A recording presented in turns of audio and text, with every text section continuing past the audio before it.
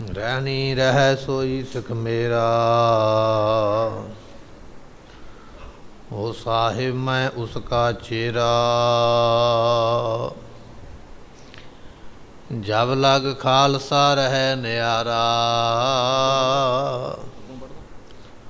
तब लग तेज दियो मैं सारा। जब एह गह विपरन की रीत, मैं न करूं इनकी परतीत। पांच सिख जो अमृत देवै, ताको सिर धर शक पुन लेवै। पुन मिल पांचो रहत जो पाखै, ताको दृढ़ कर मन में राखै। पुन मिल पांचो रहत जो पाखै, वाहिगुरु ताको दृढ़ कर मन में राखै। सुकौ टल गुर से आहनिस सहज, दर्शन परसै। जन्म मरण दुख होवै सिफत खसा, दूर अरसों कुरसों। तुद डिठे सचे पातिशाह, मल जन्म जन्म दी कटिया। पठो प्रेम कर नित गुरबानी, सिंगन सेवा करो महानी। आपस बिखै प्रेम को धरना, गुर निंदक शत्रन हत करना। वाहिगुरु जी का खालसा, वाहिगुरु जी की फतेह। सतगुरां दी साजी नवाजी गुरु की संगत। ਸਾਹਿਬ ਸਤਿਗੁਰੂ ਗੁਰੂ ਗੋਬਿੰਦ ਸਿੰਘ ਪਾਤਸ਼ਾਹ ਜੀ ਅਨੰਦਪੁਰ ਸਾਹਿਬ ਦੇ ਵਿੱਚ ਬਹੁਤ ਵੱਡਾ ਇਕੱਠ ਸੰਗਤਾਂ ਨੇ ਜੋੜ ਮੇਲੇ ਦੇ ਰੂਪ ਦੇ ਵਿੱਚ ਸਤਿਗੁਰਾਂ ਨੇ ਮੰਗਵਾਇਆ ਹੈ। ਦੂਰੋਂ ਤੇ ਨੇੜਿਓਂ ਚੱਲ ਕੇ ਬੇਅੰਤ ਸੰਗਤਾਂ ਮਹਾਰਾਜ ਦੇ ਦਰਬਾਰ ਵਿੱਚ ਪਹੁੰਚੀਆਂ, ਜਿੱਥੇ ਅੱਜ ਕੱਲ੍ਹ ਤਖਤ ਸ੍ਰੀ ਕੇਸਗੜ੍ਹ ਸਾਹਿਬ ਸੁਭਾਏਮਾਨ ਹੈ। ਇੱਥੇ ਸੋਹਣਾ ਤੰਬੂ ਲਗਵਾ ਕੇ ਮਹਾਰਾਜ ਨੇ ਆਖਿਆ ਸਾਨੂੰ ਇੱਕ ਸਿੱਖ ਦੇ ਸੀਸ ਦੀ ਲੋੜ ਹੈ। ਸਾਨੂੰ ਪ੍ਰੇਮ ਕਰਨ ਵਾਲੇ ਬਹੁਤੇ ਨੇ, ਉਹਨਾਂ ਬਹੁਤਿਆਂ ਵਿੱਚੋਂ ਕੋਈ ਇੱਕ ਇਹੋ ਜਿਹਾ ਹੈ ਜਿਹੜਾ ਆਪਣਾ ਸੀਸ ਭੇਟ ਕਰੇ। ਭਾਈ ਦਇਆ ਰਾਮ, ਭਾਈ ਧਰਮਦਾਸ, ਭਾਈ ਮੋਹਕਮ ਚੰਦ, ਭਾਈ ਫਤਿਹ ਚੰਦ, ਭਾਈ ਹਿੰਮਤ ਰਾਏ, ਇਹਨਾਂ ਪੰਜਾਂ ਸਿੱਖਾਂ ਨੇ ਆਪਣੇ ਸੀਸ ਭੇਟ ਕੀਤੇ। ਸਤਿਗੁਰਾਂ ਨੇ ਅੰਮ੍ਰਿਤ ਦਾ ਬਾਟਾ ਤਿਆਰ ਕੀਤਾ, ਅੰਮ੍ਰਿਤ ਛਕਾਇਆ। ਉਪਰੰਤ ਮਹਾਰਾਜ ਰਹਿਤ ਦੱਸਦੇ ਪਏ, ਜਿਵੇਂ ਆਪਾਂ ਕੱਲ੍ਹ ਔਰ ਪਰਸੋਂ ਅਤੇ ਉਸ ਤੋਂ ਵੀ ਪਹਿਲਾਂ ਇੱਕ ਦੀਵਾਨ ਦੇ ਵਿੱਚ ਕੇਵਲ ਮਰਿਆਦਾ ਦੀ ਗੱਲ, ਰਹਿਤ ਦੀ ਗੱਲ ਕਰ ਰਹੇ ਹਾਂ। ਵਾਰੀ ਵਾਰੀ ਮਹਾਰਾਜ ਨੇ 4 ਬੱਜਰਕ ਰਹਿਤਾਂ ਸਮਝਾਈਆਂ। ਕਿਹੜੀਆਂ ਨੇ? ਪੰਜਾਂ ਦੇ ਨਾਲ ਕਦੇ ਵਸਾ ਨਹੀਂ ਕਰਨਾ, ਮੀਨੇ ਮਸੰਦ ਰਾਮ ਰਾਈਏ, ਧੀਰ ਮੱਲੀਏ, ਗੰਗੂ ਛਾਈਏ। ਅਤੇ ਪੰਜਾਂ ਦਾ ਕਦੇ ਮਿਲਾਪ ਨਹੀਂ ਕਰਨਾ, ਕੁੜੀ ਮਾਰ, ਨੜੀ ਮਾਰ, ਸਿਰ ਗੁੰਮ ਮੋਨੇ। ਇਹ ਮਹਾਰਾਜ ਜੀਆਂ ਨੇ ਮਰਿਆਦਾ ਦੇ ਵਿੱਚ ਇਹ ਬਚਨ ਦੱਸਿਆ ਅਤੇ ਆਪਾਂ ਇਹ ਸਰਵਨ ਕਰ ਰਹੇ। ਇਸ ਤੋਂ ਅੱਗੇ ਮਹਾਰਾਜ ਫਿਰ ਸਾਨੂੰ ਨਿਤਨੇਮ ਬਖਸ਼ਿਸ਼ ਕਰਦੇ। ਕਿਵੇਂ ਕਿਰਪਾ ਕਰਦੇ ਨੇ ਅੱਜ ਸਰਵਨ ਕਰਾਂਗੇ। ਮਿਲ ਕੇ ਆਖੀਏ ਸਤਨਾਮ ਸ੍ਰੀ ਵਾਹਿਗੁਰੂ ਸਾਹਿਬ ਜੀ। ਪਠੋ ਪ੍ਰੇਮ ਕਰ ਨਿਤ ਗੁਰਬਾਣੀ। ਸਤਿਗੁਰੂ ਪਾਤਸ਼ਾਹ ਮਹਾਰਾਜ ਗੁਰਬਾਣੀ ਨੂੰ ਪ੍ਰੇਮ ਦੇ ਨਾਲ ਪੜ੍ਹਨਾ ਹੈ। ਜਿਸ ਵੇਲੇ ਅੰਮ੍ਰਿਤ ਵੇਲੇ ਇਸ਼ਨਾਨ ਕਰਨਾ, ਉਸ ਵੇਲੇ ਦਾ ਬਚਨ ਹੈ ਗੁਰ ਸਤਿਗੁਰ ਕਾ ਜੋ ਸਿੱਖ ਅਖਾਏ, ਸੋ ਭਲਕੇ ਉਠ ਹਰ ਨਾਮ ਧਿਆਵੈ। ਉਦਮ ਕਰੇ ਭਲਕੇ ਪ੍ਰਭਾਤੀ, ਇਸਨਾਨ ਕਰੈ ਅੰਮ੍ਰਿਤ ਸਰਨ ਆਵੈ। ਇਹ ਬਚਨ ਨੇ ਮਹਾਰਾਜ ਦੇ। ਸਾਡਾ ਸਿੱਖ ਅੰਮ੍ਰਿਤ ਵੇਲੇ ਉੱਠੇ, ਅੰਮ੍ਰਿਤ ਵੇਲੇ ਉੱਠ ਕੇ ਇਸ਼ਨਾਨ ਕਰੇ। ਇਸ਼ਨਾਨ ਕਰਨ ਤੋਂ ਮਗਰੋਂ ਫਿਰ ਜਪਜੀ ਸਾਹਿਬ ਗੁਰਬਾਣੀ ਜਿਹੜੀ ਗੁਰੂ ਨਾਨਕ ਦੇਵ ਪਾਤਸ਼ਾਹ ਨੇ ਬਖਸ਼ੀ ਹੈ, ਇਹ ਗੁਰਬਾਣੀ ਗੁਰਮੁਖੋ ਬ੍ਰਹਮ ਗਿਆਨ ਦੀ ਦਾਤ ਬਖਸ਼ਿਸ਼ ਕਰਨ ਵਾਲੀ ਹੈ। ਜਿਹੜਾ ਸਿੱਖ ਨੇਮ ਦੇ ਨਾਲ, ਪ੍ਰੇਮ ਦੇ ਨਾਲ ਇਸ ਬਾਣੀ ਨੂੰ ਰੋਜ਼ ਪੜ੍ਹਦਾ ਜਾਂ ਇਸ ਬਾਣੀ ਨੂੰ ਸਰਵਣ ਕਰਦਾ, ਇਹ ਬਾਣੀ ਬ੍ਰਹਮ ਗਿਆਨ ਦੀ ਦਾਤ ਬਖਸ਼ਿਸ਼ ਕਰਦੀ ਹੈ। ਨਿਤਨੇਮ ਦੇ ਵਿੱਚ ਸਭ ਤੋਂ ਪਹਿਲੀ ਬਾਣੀ ਮਹਾਰਾਜ ਨੇ ਜਪਜੀ ਸਾਹਿਬ ਸਾਨੂੰ ਬਖਸ਼ਿਆ, ਔਰ ਗੁਰੂ ਗ੍ਰੰਥ ਸਾਹਿਬ ਦੀ ਬਾਣੀ ਵਿੱਚ ਵੀ ਸਭ ਤੋਂ ਪਹਿਲੀ ਬਾਣੀ ਜਿਹੜੀ ਹੈ ਉਹ ਜਪਜੀ ਸਾਹਿਬ ਹੀ ਹੈ। ਬਹੁਤਾਤ ਅਸੀਂ ਪਾਠ ਕਰਦੇ ਵੀ ਹਾਂ, ਸੁਣਦੇ ਵੀ ਹਾਂ, ਅਖੰਡ ਪਾਠ ਜਾਂ ਸਹਿਜ ਪਾਠ ਕਰਦੇ ਕਰਵਾਉਂਦੇ ਹਾਂ, ਪਰ ਬਹੁਤੀ ਗਿਣਤੀ ਵਿੱਚ ਸਾਨੂੰ ਇਹ ਨਹੀਂ ਪਤਾ ਵੀ ਗੁਰੂ ਗ੍ਰੰਥ ਸਾਹਿਬ ਦੀ ਬਾਣੀ ਕਿਸ ਬਾਣੀ ਤੋਂ ਸ਼ੁਰੂ ਹੁੰਦੀ ਹੈ, ਪਹਿਲੀ ਬਾਣੀ ਕਿਹੜੀ ਹੈ। ਤੇ ਗੁਰੂ ਗ੍ਰੰਥ ਸਾਹਿਬ ਮਹਾਰਾਜ ਦੇ ਵਿੱਚ ਸਭ ਤੋਂ ਪਹਿਲੀ ਬਾਣੀ ਜਪਜੀ ਸਾਹਿਬ ਹੀ ਹੈ। ਇਹ ਪੜ੍ਹਨ ਦਾ ਹੁਕਮ ਮਹਾਰਾਜ ਨੇ ਕੀਤਾ। ਅੰਮ੍ਰਿਤ ਛਕਾਉਣ ਵੇਲੇ ਵੀ ਇਸ ਬਾਣੀ ਨੂੰ ਪੜ੍ਹਿਆ।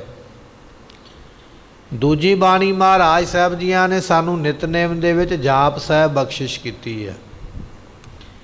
ਜਾਪ ਸਾਹਿਬ ਬਾਣੀ ਦੇ ਵਿੱਚ ਪ੍ਰਮਾਤਮਾ ਨੂੰ ਵਾਰ-ਵਾਰ ਨਮਸਕਾਰ ਹੈ। ਨਮਸਤਵੰ ਅਕਾਲੇ, ਨਮਸਤਵੰ ਕਿਰਪਾਲੇ, ਨਮਸਤੰ ਅਰੂਪੇ, ਨਮਸਤੰ ਅਨੂਪੇ। ਇਹ ਬਚਨ ਆਉਂਦੇ, ਨਮਸਤੰ ਕਹਿ ਲਈਏ, ਨਮਸਤਵੰ ਕਹਿ ਲਈਏ। ਨਮਸਤੰ ਤੋਂ ਭਾਵ ਨਮਸਕਾਰ ਹੈ। ਪਰਮਾਤਮਾ ਤੈਨੂੰ ਨਮਸਕਾਰ ਹੈ, ਜਿਹੜਾ ਕਾਲ ਤੋਂ ਰਹਿਤ ਹੈ, ਜਿਹੜਾ ਰੂਪ ਤੋਂ ਰਹਿਤ ਹੈ। ਗੋਬਿੰਦੇ ਮੁਕੰਦੇ ਉਦਾਰੇ ਅਪਾਰੇ, ਹਰੀਅੰ ਕਰੀਅੰ ਨਿਰਨਾਮੇ ਅਕਾਮੇ। ਇਹ ਬਾਣੀ ਪੜ੍ਹਦੇ ਨਾ ਆਪਾਂ ਜਾਪ ਸਾਹਿਬ ਦੀ, ਇਸ ਬਾਣੀ ਵਿੱਚ ਪਰਮਾਤਮਾ ਦੇ ਅੱਗੇ ਵਾਰ-ਵਾਰ ਨਮਸਕਾਰ ਹੈ। ਡੰਡੌਤ ਬੰਦਨ ਅਨਕ ਬਾਰ। ਬਾਣੀ ਪੜ੍ਹਦੇ ਆ ਨਾ ਗੁਰੂ ਗ੍ਰੰਥ ਸਾਹਿਬ ਪਾਤਸ਼ਾਹ ਦੀ, ਵੀ ਗੁਰੂ ਨੂੰ ਵਾਰ-ਵਾਰ ਨਮਸਕਾਰ ਕਰ। ਨਮਸਕਾਰ ਤਿਸਹੀ ਕੋ ਹਮਾਰੀ ਸਕਲ ਪ੍ਰਜਾ ਜਨ ਆਪ ਸਵਾਰੇ। ਨਮਸਕਾਰ ਉਹਨੂੰ ਕਰਦੇ ਨੇ ਸੰਸਾਰ ਨੂੰ ਸਵਾਰਿਆ ਹੈ। ਤੇ ਇਸ ਬਾਣੀ ਵਿੱਚ ਵਾਰ-ਵਾਰ ਨਮਸਕਾਰ ਹੈ। ਪਰਮਾਤਮਾ ਦੇ ਵੱਖ-ਵੱਖ ਨਾਮ ਲੈ ਲੈ ਕੇ, ਇਹ ਪਰਮਾਤਮਾ ਤੂੰ ਇਹ ਕਰਨ ਵਾਲਾ, ਇਹ ਪਰਮਾਤਮਾ ਤੂੰ ਇਹ ਕਰਨ ਵਾਲਾ, ਵੱਖ-ਵੱਖ ਉਹਦੇ ਕੰਮਾਂ ਨੂੰ ਯਾਦ ਕਰਕੇ ਇਹਦੇ ਵਿੱਚ ਨਮਸਕਾਰ ਦਾ ਵਰਣਨ ਕੀਤਾ ਹੈ। ਔਰ ਗੁਰਮੁਖੋ ਇਹ ਜਿਹੜੀ ਬਾਣੀ ਹੈ, ਇਹ ਸਤਿਗੁਰੂ ਪਾਤਸ਼ਾਹ ਜੀਆਂ ਨੇ ਬਚਿੱਤਰ ਨਾਟਕ ਦੇ, ਜਾਂ ਆਪਾਂ ਜਿਹੜੇ ਲੋਕ ਕਹਿੰਦੇ ਦਸਮ ਗ੍ਰੰਥ ਦੀ ਬਾਣੀ, ਦਸਮ ਗ੍ਰੰਥ ਜਿਹੜਾ ਇਸੇ ਬਾਣੀ ਤੋਂ ਸ਼ੁਰੂ ਹੁੰਦਾ। ਜਿਵੇਂ ਗੁਰੂ ਗ੍ਰੰਥ ਸਾਹਿਬ ਦੀ ਬਾਣੀ ਜਪਜੀ ਸਾਹਿਬ ਤੋਂ ਸ਼ੁਰੂ ਹੁੰਦੀ ਹੈ, ਦਸਮ ਗ੍ਰੰਥ ਦੀ ਬਾਣੀ ਜਾਪ ਸਾਹਿਬ ਤੋਂ ਸ਼ੁਰੂ ਹੁੰਦੀ ਹੈ। ਪਹਿਲੀ ਬਾਣੀ ਜਾਪ ਸਾਹਿਬ ਹੀ ਹੈ। ਜਪਜੀ ਸਾਹਿਬ 8 ਅੰਗ ਦੀ ਬਾਣੀ ਹੈ, ਜਾਪ ਸਾਹਿਬ 10 ਅੰਗ ਦੀ ਬਾਣੀ ਹੈ। 10 ਅੰਗਾਂ ਵਿੱਚ ਇਹ ਮਹਾਰਾਜ ਨੇ ਇਸ ਬਾਣੀ ਨੂੰ ਲਿਖਿਆ। ਇਹ ਦੂਜੀ ਬਾਣੀ ਮਹਾਰਾਜ ਨੇ ਨਿਤਨੇਮ ਦੇ ਵਿੱਚ ਸਾਨੂੰ ਬਖਸ਼ੀ ਹੈ। ਤੀਸਰੀ ਬਾਣੀ ਮਹਾਰਾਜ ਨੇ ਸਾਨੂੰ ਤਵੈ ਪ੍ਰਸਾਦ ਸਵਈਏ ਬਖਸ਼ਿਸ਼ ਕੀਤੀ ਹੈ। ਸ਼ਰਾਵਕ ਸੁਧ ਸਮੂਹ ਸੁਧਾਨ ਕੇ ਦੇਖ ਫਿਰਿਓ ਘਰ, ਜੋਗ ਜਤੀ ਕੇ ਸੂਰ ਸੁਰਾਰਦਨ ਸੁਧ ਸੁਧਾਦਿਕ, ਸੰਤ ਸਮੂਹ ਅਨੇਕ ਮਤੀ ਕੇ, ਸਾਰੇ ਹੀ ਦੇਸ਼ ਕੋ ਦੇਖ ਰਹਿਓ ਮਤ, ਕੋ ਨਾ ਦੇਖੀਏ ਪ੍ਰਾਣਪਤੀ ਕੇ, ਸ੍ਰੀ ਭਗਵਾਨ ਕੀ ਪਾਏ ਕਿਰਪਾ ਹੂੰ ਤੇ, ਏਕ ਰਤੀ ਬਿਨ ਏਕ ਰਤੀ ਕੇ। ਜਿੰਨਾ ਚਿਰ ਪਰਮਾਤਮਾ ਦੀ ਕਿਰਪਾ ਨਹੀਂ ਨਾ ਹੁੰਦੀ, ਜਿੰਨਾ ਚਿਰ ਤੇਰਾ ਉਹਦੇ ਨਾਲ ਰੱਤੀ ਕਹੀਏ ਪ੍ਰੇਮ ਨਹੀਂ ਨਾ ਬਣਦਾ, ਉਹਨਾਂ ਚਿਰ ਗੱਲ ਨਹੀਂ ਬਣੇਗੀ। ਇਹ ਬਾਣੀ ਤੀਜੀ ਬਾਣੀ ਮਹਾਰਾਜ ਨੇ ਸਵਈਏ ਬਖਸ਼ਿਸ਼ ਕੀਤੀ ਹੈ। ਇਹ ਵੀ 10ਵੇਂ ਪਾਤਸ਼ਾਹ ਦੀ ਬਾਣੀ ਹੈ। ਔਰ ਇਸ ਬਾਣੀ ਨੂੰ ਪੜ੍ਹ ਕੇ ਵੈਰਾਗ ਪ੍ਰਾਪਤ ਹੁੰਦਾ। ਵੈਰਾਗ ਕੀ ਹੈ? ਸਾਰੇ ਸੰਸਾਰ ਨੂੰ ਔਰ ਸੰਸਾਰ ਦੇ ਪਦਾਰਥਾਂ ਨੂੰ ਛੱਡ ਜਾਣਾ ਹੈ। ਤੇਰੇ ਤੋਂ ਪਹਿਲਾਂ ਮਾਤੇ ਮਤੰਗ ਜਰੇ ਜਰ ਸੰਗੋ, ਨੂਪ ਉਤੰਗ ਸੁਰੰਗ ਸਵਾਰੇ, ਕੋੜ ਤੁਰੰਗ ਕੁਰੰਗ ਸੇ ਕੂਦਤ ਪੌਣ ਕੇ ਗੌਣ ਕੋ ਜਾਤ ਨਿਵਾਰੇ, ਇਤੇ ਭੈ ਤੋ ਕਹਾਂ ਭੈ ਭੂਪਤ ਅੰਤ ਕੋ ਨਾਂਗੇ। ਇਹ ਪਾਏ ਪੰਧਾਰੇ। ਮਹਾਰਾਜ ਨੇ ਦੱਸਿਆ ਤੇਰੇ ਤੋਂ ਪਹਿਲਾਂ ਰਾਜੇ ਹੋਏ, ਮਹਾਰਾਜੇ ਹੋਏ, ਜਿਨ੍ਹਾਂ ਦੇ ਘੋੜੇ ਬੜੇ ਤੇਜ਼ ਦੌੜਦੇ ਸਨ, ਹਵਾ ਤੋਂ ਵੀ ਅੱਗੇ ਲੰਘ ਜਾਂਦੇ, ਜਿਨ੍ਹਾਂ ਦੇ ਹਾਥੀ ਤੇ ਹਾਥੀਆਂ ਦੀਆਂ ਅੰਬਾਰੀਆਂ ਬੜੀਆਂ ਸੋਹਣੀਆਂ ਸਨ, ਉਹਨਾਂ ਦੀ ਸਵਾਰੀ ਕਰਦੇ ਸਨ। ਐਸੇ ਰਾਜੇ ਮਹਾਰਾਜੇ ਉਹ ਬੰਦਿਆ ਇਸ ਦੁਨੀਆ ਤੋਂ ਨੰਗੇ ਪੈਰੀਂ ਤੇ ਨੰਗੇ ਹੱਥੀਂ ਚਲੇ ਗਏ। ਸਤਿਗੁਰੂ ਪਾਤਸ਼ਾਹ ਨੇ ਸਮਝਾਇਆ, ਤੇਰੇ ਮਨ ਵਿੱਚ ਵੀ ਇਹ ਵਿਚਾਰ ਆ ਜਾਵੇ, ਬਾਣੀ ਪੜ੍ਹਦਿਆਂ ਸੋਝੀ ਆ ਜਾਵੇ। ਬਾਦਸ਼ਾਹ ਸਿਕੰਦਰ ਮਰਿਆ ਨਾ ਦੁਨੀਆ ਤੋਂ, ਆਪਣੇ ਚੇਲਿਆਂ ਨੂੰ ਆਪਣੇ ਵਜ਼ੀਰਾਂ ਨੂੰ ਕਹਿਣ ਲੱਗਾ, ਮੇਰੀ ਅਰਥੀ ਨੂੰ ਵੈਦ ਤੇ ਹਕੀਮ ਮੋਢਾ ਦੇ ਦੇਣ, ਮੇਰੇ ਹੱਥ ਤੇ ਪੈਰ ਨੰਗੇ ਰੱਖੇ ਜਾਣ। ਵਜ਼ੀਰਾਂ ਨੇ ਪੁੱਛਿਆ, ਬਾਦਸ਼ਾਹ ਕਿਉਂ, ਇਹਦਾ ਕਾਰਨ ਕੀ ਹੈ? ਦੁਨੀਆ ਨੂੰ ਜਿੱਤਣ ਦੀ ਸ਼ਰਤ ਰੱਖਣ ਵਾਲਾ ਸਿਕੰਦਰ ਕਹਿਣ ਲੱਗਾ, ਵੈਦ ਹਕੀਮ ਮੇਰੀ ਅਰਥੀ ਨੂੰ ਮੋਢਾ ਦੇਣਗੇ, ਦੁਨੀਆ ਨੂੰ ਸੁਨੇਹਾ ਜਾਏਗਾ ਕਿ ਵੈਦ ਹਕੀਮ ਜਿੱਥੇ ਰਾਜੇ ਨੂੰ ਨਹੀਂ ਬਚਾ ਸਕੇ, ਮੈਨੂੰ ਦਵਾਈ ਬੂਟੀ ਕਰਕੇ ਕਿੱਥੋਂ ਬਚਾ ਲੈਣਗੇ। ਮਲਕਲ ਮੌਤ ਜਾਂ ਆਵਸੀ ਸਭ ਦਰਵਾਜ਼ੇ, ਇਹ ਡਾਕਟਰ, ਇਹ ਵੈਦ ਹਕੀਮ, ਇਹ ਹੌਸਪੀਟਲ, ਇਹ ਦਵਾਈਆਂ, ਇਹ ਵੀ ਦਰਵਾਜ਼ੇ ਹੀ ਨੇ ਮੌਤ ਤੋਂ ਬਚਾਉਣ ਵਾਲੇ। ਪਰ ਜਿਸ ਦਿਨ ਆ ਗਈ ਨਾ, ਡਾਕਟਰਾਂ ਤੋਂ ਵੀ ਕੁਝ ਨਹੀਂ ਹੋਣਾ, ਵੈਦ ਹਕੀਮ ਤੋਂ ਕੁਝ ਨਹੀਂ ਹੋਣਾ, ਦਵਾਈ ਬੂਟੀ ਜੜੀ ਬੂਟੀ ਕੋਈ ਕੰਮ, ਕੋਈ ਪਰਹੇਜ਼ ਕੰਮ ਨਹੀਂ ਆਏਗਾ। ਸਿਕੰਦਰ ਕਹਿੰਦਾ, ਮੈਂ ਦੱਸਣਾ ਚਾਹੁੰਦਾ ਦੁਨੀਆ ਦੇ ਲੋਕਾਂ ਨੂੰ ਕਿ ਮੈਨੂੰ ਆਪ ਜਿਹੜੇ ਵੈਦ ਜ਼ਿੰਦਗੀ ਬਚਾਉਣ ਦਾ ਦਾਵਾ ਕਰਦੇ ਨੇ, ਉਹ ਮੈਨੂੰ ਆਪ ਕਬਰਸਤਾਨ 'ਤੇ ਛੱਡ ਕੇ ਆਏ ਨੇ।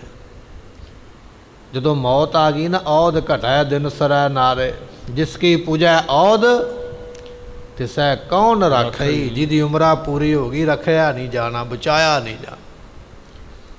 ਵੈਦਕ ਅਨਕ ਉਪਾਵ ਕਹਾਂ ਲਓ ਭਾਖਈ, ਕਿੱਥੋਂ ਤੱਕ ਪਰਹੇਜ਼ ਕਰੇਗਾ, ਕਿੱਥੋਂ ਤੱਕ ਉਪਚਾਰ ਕਰੇਗਾ, ਦਵਾਈਆਂ ਬੂਟੀਆਂ ਖਾਏਗਾ।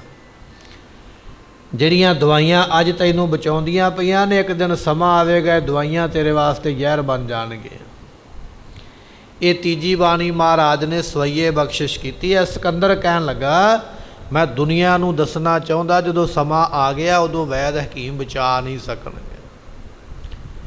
ਵਜ਼ੀਰਾਂ ਨੇ ਪੁੱਛਿਆ, ਫਿਰ ਹੱਥ ਤੇ ਪੈਰ ਨੰਗੇ ਰੱਖ ਕੇ ਕਿਉਂ ਵਿਖਾਉਣੇ? ਮੁਰਦੇ ਦੇ ਹੱਥ ਪੈਰ ਤੇ ਢੱਕੇ ਜਾਂਦੇ ਨੇ, ਮੁਰਦੇ ਦਾ ਸਾਰਾ ਸਰੀਰ ਹੀ ਢੱਕਿਆ ਜਾਂਦਾ, ਤੁਸੀਂ ਨੰਗਾ ਕਿਉਂ ਵਿਖਾਉਣਾ ਚਾਹੁੰਦੇ ਹੋ? ਬਾਦਸ਼ਾਹ ਸਿਕੰਦਰ ਕਹਿੰਦਾ ਪਿਆ, ਮੈਂ ਦੁਨੀਆ ਨੂੰ ਦੱਸਣਾ ਚਾਹੁੰਦਾ ਕਿ ਦੁਨੀਆ ਨੂੰ ਜਿੱਤ ਦਾ ਦਾਅਵਾ ਰੱਖਣ ਵਾਲਾ, ਵੱਡੇ ਵੱਡੇ ਖਜ਼ਾਨੇ ਜੋੜਨ ਤੇ ਭਰਨ ਵਾਲਾ ਅੱਜ ਨੰਗੇ ਪੈਰੀ ਚੱਲਿਆ, ਪੈਰੀ ਜੁੱਤੀ ਵੀ ਨਸੀਬ ਨਹੀਂ ਹੋਈ, ਨੰਗੇ ਹੱਥੀਂ ਚੱਲਿਆ, ਕੋਈ ਮੇਰੇ ਹੱਥ ਵਿੱਚ ਸੋਨਾ ਚਾਂਦੀ ਹੀਰੇ ਨਾਲ ਨਹੀਂ ਚੱਲੇ। ਇਹ ਮੈਂ ਦੁਨੀਆ ਨੂੰ ਦੱਸਣਾ ਚਾਹੁੰਦਾ। ਇਸ ਬਾਣੀ ਵਿੱਚ ਮਹਾਰਾਜ ਨੇ ਵੈਰਾਗ ਬਖਸ਼ਿਆ। ਤੇਰੇ ਤੋਂ ਪਹਿਲਾਂ ਸਿਕੰਦਰ ਵਰਗੇ ਹੋਏ ਨੇ, ਤੇਰੇ ਤੋਂ ਪਹਿਲਾਂ ਕਾਰੂ ਵਰਗੇ ਹੋਏ ਨੇ ਇਸ ਦੁਨੀਆ ਦੇ ਵਿੱਚ, ਤੇਰੇ ਤੋਂ ਪਹਿਲਾਂ ਰਾਵਣ ਵਰਗੇ ਵੀ ਹੋਏ ਨੇ, ਜਿਨ੍ਹਾਂ ਦਾ ਘਰ ਵੀ ਸੋਨੇ ਦਾ, ਮੰਜਾ ਵੀ ਸੋਨੇ ਦਾ, ਭਾਂਡੇ ਵੀ ਸੋਨੇ ਦੇ ਨੇ, ਪਲੰਘਾ ਵੀ ਸੋਨੇ ਦਾ, ਘਰ ਦੀਆਂ ਕੰਧਾਂ ਵੀ ਸੋਨੇ ਦੀਆਂ, ਨਾਲ ਤੇ ਉਹਦੇ ਵੀ ਕੁਝ ਨਹੀਂ ਗਿਆ। ਇਹ ਬਾਣੀ ਇਹ ਵੈਰਾਗ ਦਿਵਾਉਂਦੀ ਹੈ। ਇਹ ਤੀਸਰੀ ਬਾਣੀ ਨਿਤਨੇਮ ਦੇ ਵਿੱਚ ਬਖਸ਼ੀ ਹੈ। ਇਸ ਤੋਂ ਅੱਗੇ ਮਹਾਰਾਜ ਚੌਥੀ ਬਾਣੀ ਬਖਸ਼ਿਸ਼ ਕਰਦੇ ਸ੍ਰੀ ਚੌਪਈ ਸਾਹਿਬ। ਆਮ ਤੌਰ 'ਤੇ ਸਾਨੂੰ ਇਸ ਬਾਣੀ ਦਾ ਨਾਮ ਹੀ ਨਹੀਂ ਲੈਣਾ ਆਉਂਦਾ। ਬਹੁਤੇ ਲੋਕ ਕਹਿਣਗੇ ਚੌਪਈ ਸਾਹਿਬ, ਜਾਂ ਮੈਂ ਚੌਪਈ ਦਾ ਪਾਠ ਕੀਤਾ ਹੈ। ਤੇਰੇ ਪਾਠ ਕਰਨ ਦਾ ਤੈਨੂੰ ਫਲ ਨਹੀਂ ਮਿਲਣਾ। ਤੂੰ ਕਿਸੇ ਦਾ ਨਾਮ ਅੱਧਾ ਲੈ, ਅਧੂਰਾ ਲੈ, ਗਲਤ ਨਾਮ ਲੈ ਤੇ ਉਹਦੇ ਕੋਲੋਂ ਕੀ ਲਵੇਂਗਾ? ਕੁਝ ਨਹੀਂ ਮਿਲੇਗਾ। ਤੈਨੂੰ ਤੇ ਬਾਣੀ ਦਾ ਨਾਮ ਹੀ ਨਹੀਂ ਲੈਣਾ ਆਉਂਦਾ ਵੀ ਬਾਣੀ ਹੈ ਕੀ। ਚੌਪਈ ਸਾਹਿਬ ਨੂੰ ਚੌਪਈ ਕਹਿੰਦਾ ਪਿਆ। ਤੈਨੂੰ ਬਾਣੀ ਦਾ ਸਰਲੇਖ ਹੀ ਨਹੀਂ ਪੜ੍ਹਨਾ ਆਇਆ ਵੀ ਬਾਣੀ ਹੈ ਕਿਹੜੀ ਹੈ, ਤੇ ਬਾਣੀ ਤੂੰ ਕਿੱਥੋਂ ਪੜ੍ਹ ਲਵੇਂਗਾ।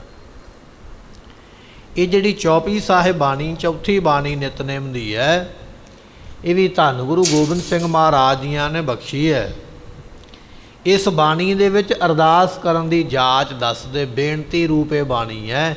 ਹਮਰੀ ਕਰੋ ਹਾਥ ਦਰਜ, ਇਹ ਅਰਦਾਸ ਹੈ। ਪਰਮਾਤਮਾ ਹਮਰੀ ਤੋਂ ਭਾਵ ਮੇਰੀ, ਮੇਰੀ ਮੇਰੇ ਪਰਿਵਾਰ ਦੇ ਸਮੇਤ ਮਹਾਰਾਜ ਰੱਖਿਆ ਕਰੋ। ਹਮਰੀ ਕਰੋ ਹਾਥ ਦਾ ਰੱਛਾ ਪੂਰਨ ਹੋਏ ਚਿਤ ਕੀ ਇੱਛਾ। ਹੁਣ ਅਸੀਂ ਸਾਰੇ ਹੀ ਚਾਹੁੰਦੇ ਹਾਂ ਨਾ ਵੀ ਮੇਰੇ ਮਨ ਦੀ ਕਾਮਨਾ ਭਾਵਨਾਵਾਂ ਪੂਰੀ ਹੋਵੇ, ਮੈਨੂੰ ਆਹ ਪਦਾਰਥ ਵਸਤੂ ਮਿਲੇ। ਦੂਜੀ ਪੰਕਤੀ ਇਹ ਗੱਲ ਕਹਿੰਦੀ ਹੈ, ਪੂਰਨ ਹੋਏ ਚਿਤ ਕੀ ਇੱਛਾ, ਮੇਰੇ ਮਨ ਦੀ ਇੱਛਾ ਪੂਰੀ ਹੋਏ। ਇੱਛਾ ਕੀ ਹੈ? ਸਾਡੀ ਇੱਛਾ ਤਾਂ ਇਹ ਹੈ ਵੀ ਮੈਨੂੰ ਆਹ ਪਦਾਰਥ ਵਸਤੂ ਮਿਲ ਜਾਵੇ, ਪਰ ਮਹਾਰਾਜ ਕਹਿਣ ਲੱਗੇ ਤਵ ਚਰਨਨ ਮਨ ਰਹੇ ਹਮਾਰਾ। ਮੇਰੀ ਇੱਛਾ ਇਹ ਹੈ ਵੀ ਤੇਰੇ ਚਰਨਾਂ ਦੇ ਵਿੱਚ ਮੇਰਾ ਮਨ ਹਰ ਵੇਲੇ ਭੌਰਾ ਬਣ ਕੇ ਟਿਕਿਆ ਰਵੇ। ਜਿਵੇਂ ਭੌਰਾ ਕਮਲ ਫੁੱਲ ਦੇ ਉੱਪਰ ਬੈਠਦਾ, ਕਦੇ ਉੱਡ ਕੇ ਨਹੀਂ ਜਾਂਦਾ। ਮੇਰਾ ਮਨ ਪ੍ਰਮਾਤਮਾ ਤੇਰੇ ਕਮਲਾਂ ਵਰਗੇ ਸੋਹਣਿਆਂ ਚਰਨਾਂ ਦੇ ਉੱਪਰ ਭੌਰਾ ਬਣ ਕੇ ਹਰ ਵੇਲੇ ਗੁੰਜਾਰ ਪਾਉਂਦਾ ਰਹੇ। ਪੂਰਨ ਹੋਏ ਚਿੱਤ ਕੀ ਇੱਛਾ ਤਵ ਚਰਨਨ, ਮਨ ਰਹੇ ਹਮਾਰਾ ਆਪਣਾ ਜਾਨ ਕਰੋ ਪ੍ਰਤ। ਮੈਨੂੰ ਆਪਣਾ ਜਾਣ ਕੇ ਮੇਰੀ ਪਾਲਣਾ ਕਰੋ। ਤੇ ਸਤਿਗੁਰੂ ਪਾਤਸ਼ਾਹ ਨੇ ਬਾਣੀ ਜਿਹੜੀ ਹੈ ਇਸ ਨੂੰ ਚੌਪੀ ਸਾਹਿਬ ਦਾ ਨਾਮ ਦਿੱਤਾ ਹੈ। ਭਾਵ ਇਹ ਬੇਨਤੀ ਰੂਪ ਬਾਣੀ, ਇਹਦੇ ਵਿੱਚ ਬੇਨਤੀਆਂ ਨੇ ਕਿ ਮਹਾਰਾਜ ਦੇ ਅੱਗੇ ਕਿਹੜਾ ਤਰਲਾ ਕਰਨਾ ਹੈ। ਇਹ ਬਾਣੀ ਰੱਖਿਆ ਰੂਪ ਵੀ ਹੈ, ਇਹ ਬਾਣੀ ਪੜ੍ਹ ਕੇ ਰੱਖਿਆ ਵੀ ਹੁੰਦੀ ਹੈ। ਸਤਿਗੁਰੂ ਪਾਤਸ਼ਾਹ ਮਹਾਰਾਜ ਨੇ ਬਚਨ ਬਖਸ਼ਿਆ, ਸਰੀਅਸ ਧੋਜਾ ਪੈ ਦਿਆਲਾ, ਪੂਰਨ ਕਰਾ ਗ੍ਰੰਥ ਕਾਲਾ, ਸਰੀਅਸ ਪਾਨ ਕਿਰਪਾ ਤੁਮਰੀ ਕਰ ਮੈਂ ਨਾ ਕਹਿਓ। ਇਹ ਵਾਰ-ਵਾਰ ਭਜਨ ਆਏ ਨਾ, ਇਹ ਰੱਖਿਆ ਵੀ ਕਰਦੀ ਹੈ ਬਾਣੀ। ਇਹ ਚੌਥੀ ਬਾਣੀ ਮਹਾਰਾਜ ਨੇ ਧੰਨ ਗੁਰੂ ਗੋਬਿੰਦ ਸਿੰਘ ਪਾਤਸ਼ਾਹ ਨੇ ਨਿਤਨੇਮ ਦੇ ਵਿੱਚ ਸਿੱਖ ਨੂੰ ਬਖਸ਼ਿਸ਼ ਕੀਤੀ ਹੈ। ਹਮਰੇ ਦੁਸ਼ਟ ਸਭੈ ਤੁਮ ਘਾਵੋ, ਆਪ ਹਾਥ ਦੈ ਮੋਹਿ ਬਚਾਵੋ, ਸੁਖੀ ਬਸੈ ਮੋਰੋ ਪਰਵਾਰਾ, ਸੇਵਕ ਸਿੱਖ ਸਭੈ ਕਰਤਾ ਮੋਰ ਅੱਛਾ ਨਿਜ ਕਰਦਾ ਕਰੀਏ। ਜਿਹੜੀ ਬਾਣੀ ਬਚਨ ਆਪਾਂ ਕੀਤਾ ਵੀ ਰੱਖਿਆ, ਇੱਥੇ ਬਚਨ ਆ ਗਿਆ ਨਾ, ਮੋਰ ਅੱਛਾ ਮੇਰੀ ਰੱਖਿਆ, ਨਿਜ ਕਰਦਾ ਕਰੀਏ, ਆਪਣਾ ਹੱਥ ਦੇ ਕੇ ਮੇਰੀ ਰੱਖਿਆ ਕਰੋ, ਮੇਰੇ ਤੇ ਕਿਰਪਾ ਕਰੋ, ਮੈਨੂੰ ਬਚਾ ਲਓ। ਮੋਰ ਅੱਛਾ ਨਿਜ ਕਰਦਾ ਕਰੀਏ, ਸਭ ਬੈਰਨ ਕੋ, ਜਿਹੜੇ ਮੇਰੇ ਵੈਰੀ ਨੇ, ਕਾਮ ਕ੍ਰੋਧ ਲੋਭ ਮੋਹ ਹੰਕਾਰ, ਇਹ ਨੇ ਵੈਰੀ। ਇਹਨਾਂ ਵੈਰੀਆਂ ਨੂੰ ਮਹਾਰਾਜ ਮੇਰੇ ਤੋਂ ਦੂਰ ਕਰ ਦਿਓ। ਇਹ ਸਤਿਗੁਰਾਂ ਨੇ ਚੌਥੀ ਬਾਣੀ ਬੇਨਤੀ ਰੂਪ ਦੇ ਵਿੱਚ ਔਰ ਰੱਖਿਆ ਦੇ ਰੂਪ ਦੇ ਵਿੱਚ ਬਖਸ਼ਿਸ਼ ਕੀਤੀ ਹੈ। ਤੇ ਪੰਜਵੀਂ ਬਾਣੀ ਮਹਾਰਾਜ ਜੀਆਂ ਨੇ ਸਾਨੂੰ ਬਖਸ਼ੀ ਹੈ ਸ੍ਰੀ ਆਨੰਦ ਸਾਹਿਬ ਦੀ ਬਾਣੀ। ਇਹ ਮਨ ਮੇਰਿਆ ਤੂੰ ਸਦਾ ਰਹੋ ਹਰ ਨਾਲੇ। ਸਾਡਾ ਮਨ ਸਦਾ ਤੇ ਕੀ, ਸਦਾ ਵਿੱਚੋਂ ਇੱਕ ਮਿੰਟ ਵੀ ਨਾਲ ਰਹਿਣਾ ਪਸੰਦ ਨਹੀਂ ਕਰਦਾ। ਅਸੀਂ ਨਿਤਨੇਮ ਸ਼ੁਰੂ ਕਰ ਲਈਏ ਨਾ, ਪਾਠ ਸ਼ੁਰੂ ਕਰ ਲਈਏ, ਮਨ ਸਾਡਾ ਝੱਟ ਹੀ ਦੌੜ ਜਾਂਦਾ, ਭੱਜ ਜਾਂਦਾ। ਮਹਾਰਾਜ ਕਹਿਣ ਲੱਗੇ ਸਿੱਖਾ ਤੇਰੀ ਅਵਸਥਾ ਇਹੋ ਜਿਹੀ ਬਣਨੀ ਚਾਹੀਦੀ ਹੈ ਵੀ ਤੇਰਾ ਮਨ ਸਦਾ ਵੇਰੇ ਗੁਰੂ ਦੇ ਉੱਪਰ ਹੀ ਰਵੇ, ਗੁਰੂ ਦੇ ਕੋਲ ਹੀ ਰਵੇ। ਇਹ ਮਨ ਮੇਰਿਆ ਤੂੰ ਸਦਾ ਰਹੋ ਹਰ ਨਾਲੇ, ਹਰ ਨਾਲੇ ਹਰ ਨਾਲ ਰਹੋ ਤੂੰ ਮਨ ਮੇਰੇ, ਦੁੱਖ ਸਭ ਵਿਸਾਰਨਾ। ਜਿਹੜਾ ਸਾਰਿਆਂ ਦੁੱਖਾਂ ਨੂੰ ਦੂਰ ਕਰਨ ਵਾਲਾ ਹੈ, ਆਪਣੇ ਮਨ ਨੂੰ ਉਹਦੇ ਉੱਪਰ ਟਿਕਾ ਕੇ ਰੱਖ। ਇਹ ਬਾਣੀ ਦਾ ਮਹਾਰਾਜ ਨੇ ਨਾਮ ਵੀ ਆਨੰਦ ਰੱਖਿਆ ਹੈ। ਧੰਨ ਗੁਰੂ ਅਮਰਦਾਸ ਪਾਤਸ਼ਾਹ ਨੇ ਇਸ ਬਾਣੀ ਨੂੰ ਉਚਾਰਿਆ। ਮਹਾਰਾਜ ਜੀਆਂ ਦੇ ਪੋਤਰੇ ਦਾ ਨਾਮ ਸੀ ਭਾਈ ਆਨੰਦ, ਉਹਦੇ ਨਾਮ ਤੋਂ ਇਹ ਬਾਣੀ ਮਹਾਰਾਜ ਨੇ ਇਹ ਬਖਸ਼ਿਸ਼ ਕੀਤੀ ਹੈ। 40 ਪੌੜੀਆਂ ਇਸ ਬਾਣੀ ਦੀਆਂ ਨੇ। ਬਾਣੀ ਆਨੰਦ ਦੇਣ ਵਾਲੀ ਹੈ ਜਿਹੜੇ ਇਸ ਬਾਣੀ ਨੂੰ ਪੜ੍ਹਦੇ ਨੇ। ਆਵੋ ਸਿੱਖ ਸਤਿਗੁਰੂ ਕੇ ਪਿਆਰਿਓ, ਗਾਵੋ ਸੱਚੀ ਬਾਣੀ। ਬਾਣੀ ਤਾਂ ਗਾਵੋ ਗੁਰੂ ਕੇਰੀ ਬਾਣੀਆਂ, ਸਿਰ ਬਾਣੀ ਜਿਨ ਕੋ ਨਦਰ ਕਰਮ ਹੋਵੇ, ਹਿਰਦੈ ਤਿਨਾ ਸਮਾਨੀ। ਪੀਵੋ ਅੰਮ੍ਰਿਤ ਸਦਾ ਰਹੋ ਹਰ ਰੰਗ, ਜਪੋ ਸਾਰੰਗ ਪਾਣੀ। ਕਹਿ ਨਾਨਕ ਸਦਾ ਗਾਵੋ ਇਹ ਸੱਚੀ ਬਾਣੀ। ਤੇ ਸਤਿਗੁਰੂ ਪਾਤਸ਼ਾਹ ਨੇ ਇਹ ਬਾਣੀ ਨਿਤਨੇਮ ਦੀ ਪੰਜਵੀਂ ਬਖਸ਼ੀ ਹੈ। ਇਹ ਪੰਜ ਬਾਣੀਆਂ ਦਾ ਨਿਤਨੇਮ ਅਮਰਧਾਰੀ ਸਿੱਖ ਦੇ ਵਾਸਤੇ ਬੜਾ ਜ਼ਰੂਰੀ ਹੈ। ਇਹ ਪੰਜ ਬਾਣੀਆਂ ਸਭ ਤੋਂ ਪਹਿਲਾਂ ਕਰਨੀਆਂ। ਸਵੇਰੇ ਉੱਠ ਕੇ ਇਸ਼ਨਾਨ ਕਰਨ ਤੋਂ ਮਗਰੋਂ ਇਹਨਾਂ ਪੰਜਾਂ ਬਾਣੀਆਂ ਦਾ ਪਾਠ ਸਭ ਤੋਂ ਪਹਿਲਾਂ ਕਰਨਾ, ਔਰ ਇਸੇ ਤਰਤੀਬ ਦੇ ਵਿੱਚ ਹੀ ਕਰਨਾ। ਜਪਜੀ ਸਾਹਿਬ, ਜਾਪ ਸਾਹਿਬ, ਸਵਈਏ, ਚੌਪੀ ਸਾਹਿਬ ਤੇ ਆਨੰਦ ਸਾਹਿਬ, ਇਸੇ ਤਰ੍ਹਾਂ ਕਰਨਾ। ਇਹ ਪੰਜ ਬਾਣੀਆਂ ਪੜ੍ਹਨ ਤੋਂ ਮਗਰੋਂ ਤੇਰੇ ਕੋਲ ਟਾਈਮ ਹੈ, ਜੇ ਬਾਣੀ ਪੜ੍ਹਨ ਦੀ ਹੋਰ ਤੇਰੇ ਕੋਲ ਸਮਰੱਥਾ ਹੈ, ਫਿਰ ਤੂੰ ਆਸਾ ਦੀ ਵਾਰ ਬਾਣੀ ਪੜ੍ਹ ਸਕਦਾ ਹੈ, ਸੁਖਮਨੀ ਸਾਹਿਬ ਦੀ ਬਾਣੀ ਪੜ੍ਹ ਸਕਦਾ ਹੈ, ਸ਼ਬਦ ਹਜ਼ਾਰਿਆਂ ਦੀ ਬਾਣੀ ਪੜ੍ਹ ਸਕਦਾ ਹੈ, ਹੋਰ ਜਿੰਨੀ ਮਰਜ਼ੀ ਬਾਣੀ ਪੜ੍ਹ ਸਕਦਾ ਹੈ। ਇਹ ਪੰਜ ਬਾਣੀਆਂ ਜ਼ਰੂਰੀ ਨੇ। ਇਹ ਸਾਡਾ ਰੋਜ਼ ਦਾ ਨਿਤਨੇਮ ਹੈ। ਬਾਕੀ ਸਭ ਕੁਝ ਭਾਵੇਂ ਪਰੇ ਹੋ ਜਾਵੇ, ਨਿਤਨੇਮ ਨਹੀਂ ਤੇਰਾ ਦੂਰ ਹੋਣਾ ਚਾਹੀਦਾ। ਤੇ ਜਦੋਂ ਸ਼ਾਮ ਪੈ ਜਾਂਦੀ ਨਾ, ਸੰਧਿਆ ਪੈ ਜਾਂਦੀ, ਫਿਰ ਮਹਾਰਾਜ ਨੇ ਸਾਨੂੰ ਰਹਿਰਾਸ ਸਾਹਿਬ ਜੀ ਦਾ ਪਾਠ ਬਖਸ਼ਿਸ਼ ਕੀਤਾ। ਰਹਿਰਾਸ ਸਾਹਿਬ ਜੀ ਦਾ ਪਾਠ ਉਸ ਵੇਲੇ ਕਰਨਾ ਜਦੋਂ ਸੂਰਜ ਅਸਤ ਹੁੰਦਾ ਪਿਆ, ਜਦੋਂ ਸੂਰਜ ਛਿਪਦਾ ਪਿਆ ਹੈ, ਕਿਉਂਕਿ ਇਹ ਉਹ ਸਮਾਂ ਹੈ ਜਦੋਂ ਪਰਮਾਤਮਾ ਨੇ ਹਰਨਾਕਸ਼ ਨੂੰ ਮਾਰਨ ਵਾਸਤੇ ਨਰਸਿੰਘ ਰੂਪ ਧਾਰਿਆ। ਉਹ ਸ਼ਾਮ ਦਾ ਸਮਾਂ ਸੀ, ਕਿਉਂਕਿ ਉਹਨੇ ਵਰ ਲਿਆ ਸੀ ਹਰਨਾਕਸ਼ ਨੇ, ਮੈਂ ਦਿਨੇ ਨਾ ਮਰਾਂ, ਮੈਂ ਰਾਤ ਵੀ ਨਾ ਮਰਾਂ। ਉਹਨੂੰ ਮਾਰਨ ਦਾ ਫਿਰ ਸਮਾਂ ਜਿਹੜਾ ਪ੍ਰਮਾਤਮਾ ਨੇ ਚੁਣਿਆ ਉਹ ਸ਼ਾਮ ਦਾ ਚੁਣਿਆ, ਤਰਕਾਲਾਂ ਦਾ, ਜਿਸ ਵੇਲੇ ਸੂਰਜ ਅਸਤ ਹੁੰਦਾ ਹੈ, ਛਿਪਦਾ, ਨਾ ਰਾਤ ਹੁੰਦੀ ਹੈ ਨਾ ਦਿਨ ਹੁੰਦਾ ਹੈ, ਉਸ ਵੇਲੇ ਦਾ ਸਮਾਂ ਚੁਣਿਆ ਗਿਆ। ਉਸ ਵੇਲੇ ਉਸ ਨੂੰ ਮਾਰਿਆ ਗਿਆ, ਹਰਨਾਕਸ਼ ਨੂੰ। ਮੁਲਤਾਨ ਸ਼ਹਿਰ ਦੇ ਵਿੱਚ ਇਹਦੀ ਮੌਤ ਹੋਈ, ਕਿਉਂਕਿ ਮੁਲਤਾਨ ਦਾ ਉਹ ਰਾਜਾ ਸੀ ਹਰਨਾਕਸ਼। ਉਸ ਵੇਲੇ ਪਹਿਲਾ ਸ਼ਬਦ ਸ਼ੁਰੂ ਹੁੰਦਾ, ਹਰ ਜੁਗ ਜੁਗ ਭਗਤਿ ਪਾਇਆ, ਪੈਜ ਰੱਖਦਾ ਆਇਆ ਰਾਮ ਰਾਜ ਹਰਨਾਕਸ਼ ਦੁਸ਼ਟ ਹਰ ਮਾਰਿਆ, ਪ੍ਰਹਿਲਾਦ ਤਰਾਇਆ। ਇਸ ਬਾਣੀ ਦਾ ਪਾਠ ਸੰਧਿਆ ਵੇਲੇ ਸਿੱਖ ਨੇ ਕਰਨਾ ਹੈ। ਇਸ ਬਾਣੀ ਨੂੰ ਪੜ੍ਹਨ ਤੋਂ ਮਗਰੋਂ ਫਿਰ ਅਰਦਾਸ ਕਰੇ ਅਤੇ ਸ਼ਾਮ ਨੂੰ ਸੌਣ ਵੇਲੇ 5 ਇਸ਼ਨਾਨਾਂ ਕਰਕੇ ਪ੍ਰਸ਼ਾਦਾ ਪਾਣੀ ਛਕ ਲਿਆ, ਸੈਰ ਕਰ ਲਈ ਹੈ। ਹੁਣ ਮੈਂ ਸੌਂ ਜਾਣਾ, ਹੁਣ ਆਪਣੇ ਮੰਜੇ ਦੇ ਉੱਪਰ ਮੈਂ ਲਿਟਣਾ ਹੈ। ਉਸ ਵੇਲੇ 5 ਇਸ਼ਨਾਨਾਂ ਕਰਕੇ ਫਿਰ ਇਸ ਬਾਣੀ ਨੂੰ ਪੜ੍ਹਨਾ ਹੈ। ਨਾਮ ਹੈ ਕੀਰਤਨ ਸੋਹਿਲਾ।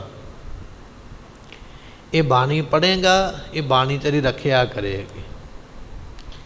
ਜਿਹੜੇ ਲੋਕ ਆਖਦੇ ਨੇ ਸਾਨੂੰ ਰਾਤ ਨੂੰ ਦੱਬਾ ਪੈ ਜਾਂਦਾ, ਮੈਨੂੰ ਰਾਤ ਨੂੰ ਮਾੜੇ ਸੁਪਨੇ ਆਉਂਦੇ, ਮੈਨੂੰ ਰਾਤ ਨੂੰ ਡਰ ਆਉਂਦਾ, 5 ਇਸ਼ਨਾਨਾਂ ਕਰਕੇ ਇਸ ਬਾਣੀ ਨੂੰ ਪੜ੍ਹ ਕੇ ਸੌਂ, ਕਦੇ ਦੱਬਾ ਨਹੀਂ ਪਵੇਗਾ, ਕਦੇ ਡਰ ਨਹੀਂ ਆਵੇਗਾ, ਕਦੇ ਮਾੜੇ ਸੁਪਨੇ ਨਹੀਂ ਆਉਣਗੇ।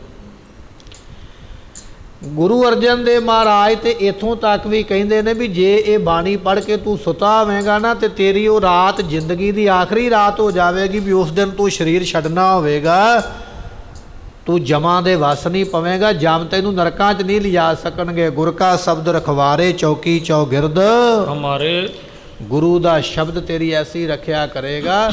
ਤੇਰਾ ਅੱਜ ਰਾਤ ਦਾ ਸਮਾਂ ਅੰਤਲਾ ਸਮਾਂ ਹੈ, ਅੱਜ ਰਾਤ ਨੂੰ ਤੇਰੀ ਮੌਤ ਹੋਣੀ ਹੈ, ਪਰ ਤੂੰ ਮੌਤ ਤੋਂ ਪਹਿਲਾਂ ਆਪਣੇ ਮੰਜੇ 'ਤੇ ਸੌਣ ਲੱਗਿਆ ਇਹ ਸ਼ਬਦ, ਇਹ ਗੁਰਬਾਣੀ ਨੂੰ ਪੜ੍ਹਿਆ ਹੈ, ਤੇ ਨਾਲ ਨਾਰਾਇਣ ਮੇਰਾ ਜਮਦੂਤ ਨਾ ਆਵੇ ਨੇਰਾ। ਜਦੋਂ ਇਹ ਬਾਣੀ ਪੜ੍ਹ ਕੇ ਸੁੱਤਾ ਹੋਵੇਗਾ, ਜਮ ਤੈਨੂੰ ਨਰਕਾਂ ਵਿੱਚ ਨਹੀਂ ਲਿਜਾ ਸਕੇਗਾ, ਸੱਚਖੰਡ ਦੀ ਪ੍ਰਾਪਤੀ ਹੋਵੇਗੀ। ਇੱਕ ਵਾਰੀ ਆਖੀਏ ਸਤਨਾਮ ਸ੍ਰੀ ਵਾਹਿਗੁਰੂ। ਗੁਰਮੁਖੋ, ਏਡੇ ਵੱਡੇ ਖਜ਼ਾਨੇ ਸਤਿਗੁਰਾਂ ਨੇ ਸਾਨੂੰ ਬਖਸ਼ੇ ਨੇ, ਸਾਨੂੰ ਪਤਾ ਹੀ ਨਹੀਂ।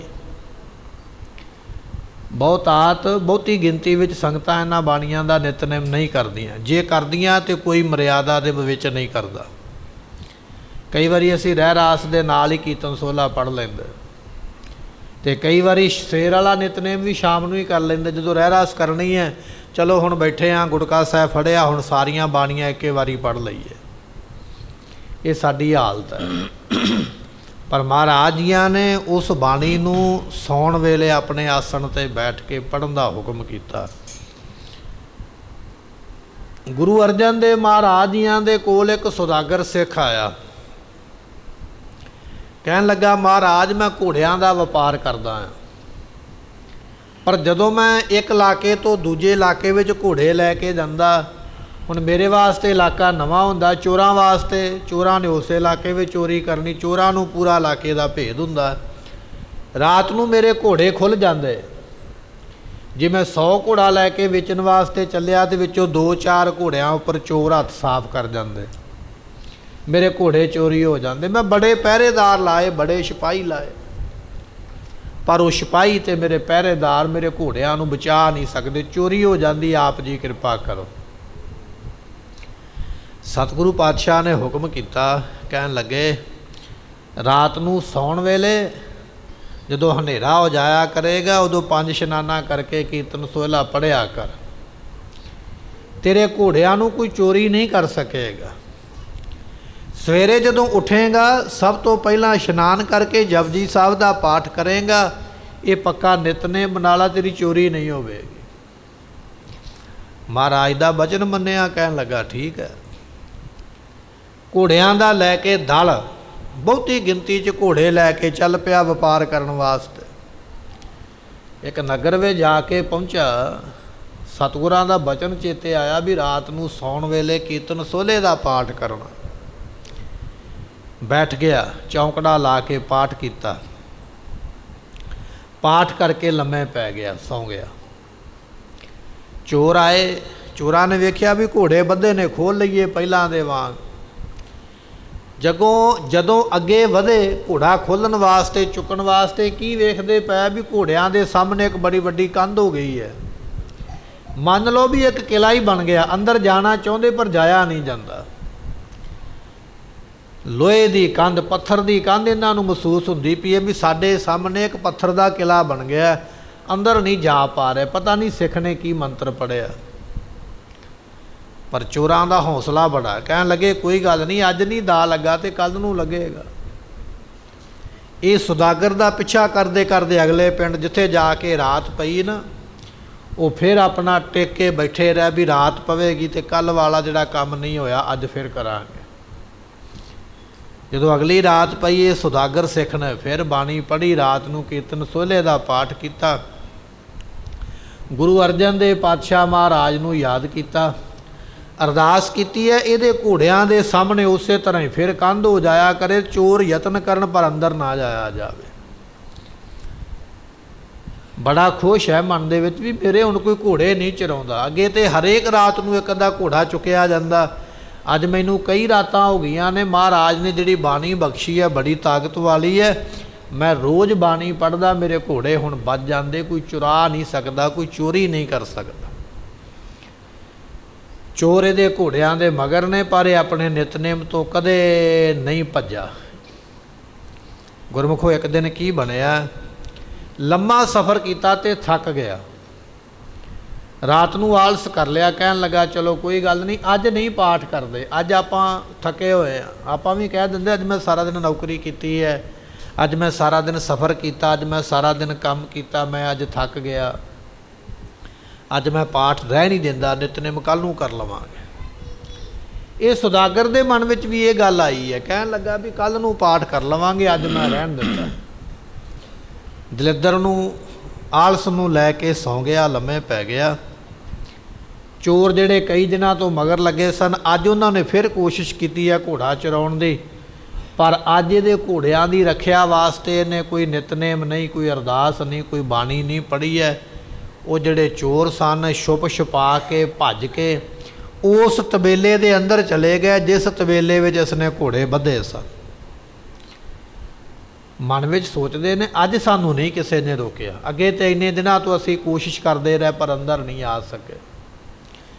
ਜਦੋਂ ਘੋੜਾ ਖੋਲ੍ਹ ਕੇ ਚੱਲਣ ਲੱਗੇ ਨਾ ਬਾਹਰ ਨੂੰ, ਲੰਮੇ ਪੈ ਸਿੱਖ ਨੂੰ ਚੇਤਾ ਆ ਗਿਆ, ਉਹ ਮਣਾ ਬਾਣੀ ਪੜ੍ਹਨ ਲੱਗਿਆ ਕਿਹੜਾ ਬਹੁਤਾ ਟਾਈਮ ਲੱਗਣਾ, ਗੁਰੂ ਦਾ ਬਚਨ ਨਹੀਂ ਭੁੱਲਣਾ ਚਾਹੀਦਾ, ਗੁਰੂ ਦਾ ਬਚਨ ਹੈ ਮੈਨੂੰ ਕਮਾਉਣਾ ਚਾਹੀਦਾ, ਮੈਂ ਐਵੇਂ ਦਲਿੱਦਰ ਕਰਕੇ ਲੰਮੇ ਪੈ ਗਿਆ। ਉਸੇ ਵੇਲੇ 5 ਇਸ਼ਨਾਨਾ ਕਰਕੇ ਤੇ ਬਾਣੀ ਪੜ੍ਹਨ ਲੱਗ ਪਿਆ। ਜਿਵੇਂ ਜਿਵੇਂ ਕੀਰਤਨ ਸੋਹਲੇ ਦੀ ਬਾਣੀ ਪੜ੍ਹਦਾ ਜਾਂਦਾ, ਗੁਰੂ ਨੂੰ ਯਾਦ ਕਰਕੇ ਕਹਿਣ ਲੱਗੇ ਜਿਹੜੇ ਚੋਰ ਇਹਦੇ ਤਬੇਲੇ ਦੇ ਵਿੱਚ ਆ ਚੁੱਕੇ ਸਨ, ਹੁਣ ਉਹਨਾਂ ਨੂੰ ਬਾਹਰ ਜਾਣ ਦਾ ਰਾਹ ਨਹੀਂ ਲੱਭਦਾ, ਉਹਨਾਂ ਨੂੰ ਇਸੇ ਤਰ੍ਹਾਂ ਹੀ ਲੱਗ ਰਿਹਾ ਵੀ ਸਾਡੇ ਅੱਗੇ ਹੁਣ ਲੋਹੇ ਦੀ ਕੰਧ ਹੋ ਗਈ ਹੈ। ਹੁਣ ਘੋੜਾ ਚਰਾਉਣ ਦੀ ਲੈ ਕੇ ਜਾਣ ਦੀ ਗੱਲ ਤੇ ਦੂਰ ਹੈ, ਹੁਣ ਤੇ ਇਹ ਮੁਸੀਬਤ ਬਣ ਗਈ ਹੈ ਵੀ ਅਸੀਂ ਆਪਣੇ ਆਪ ਹੀ ਵਿੱਚੋਂ ਨਿਕਲ ਜਾਈਏ, ਸਵੇਰੇ ਮਾਰ ਨਾ ਪਵੇ, ਸਵੇਰੇ ਪਹਿਚਾਣ ਨਾ ਆ ਜਾਵੇ। ਸਾਰੀ ਰਾਤ ਟੱਕਰਾਂ ਮਾਰਦੇ ਰਹੇ, ਭੱਜਣ ਦਾ ਯਤਨ ਕਰਦੇ ਰਹੇ, ਸਾਰੀ ਰਾਤ ਰਾਹ ਨਹੀਂ ਲੱਭ ਸਕੇ, ਸਗੋਂ ਅੱਗੇ ਕੰਧ ਹੈ ਤੇ ਕੰਧ ਕਰਕੇ ਖਲੋਤੇ ਰਹੇ। ਜਦੋਂ ਸਵੇਰ ਚੜ੍ਹੀ ਨਾ ਗੁਰਮੁਖੋ, ਤੇ ਸਵੇਰੇ ਇਹ ਜਿਹੜਾ ਸਿੱਖ ਹੈ ਉੱਠਿਆ, ਇਸ਼ਨਾਨ ਕੀਤਾ, ਜਪਜੀ ਸਾਹਿਬ ਦਾ ਪਾਠ ਕੀਤਾ, ਅਰਦਾਸ ਕੀਤੀ ਤੇ ਕਹਿਣ ਲੱਗੇ ਉਹ ਜਿਹੜੀ ਕੰਧ ਹੋਈ ਸੀ ਨਾ ਉਹ ਮਿਟ ਗਈ। ਜਪਜੀ ਸਾਹਿਬ ਦਾ ਪਾਠ ਕਰਦਾ ਤੇ ਕੰਧ ਚਲੇ ਜਾਂਦੀ ਹੈ। ਚੋਰ ਭੱਜ ਕੇ ਇਹਦੇ ਤਬੇਲੇ ਵਿੱਚੋਂ ਬਾਹਰ ਨਿਕਲੇ। ਮਨ ਵਿੱਚ ਜਾਣਿਆ ਵੀ ਇਹ ਤਾਂ ਕੋਈ ਬੜਾ ਕਰਾਮਾਤੀ ਹੈ, ਕੋਈ ਕਰਾਮਾਤ ਇਹਦੇ ਕੋਲ ਹੈ। ਇਹ ਜਦੋਂ ਚਾਹੁੰਦਾ ਆਪਣੀ ਰਾਖੀ ਵਾਸਤੇ ਕੰਧ ਕਰ ਲੈਂਦਾ, ਜਦੋਂ ਚਾਹੁੰਦਾ ਕੰਧ ਨੂੰ ਮਿਟਾ ਦਿੰਦਾ।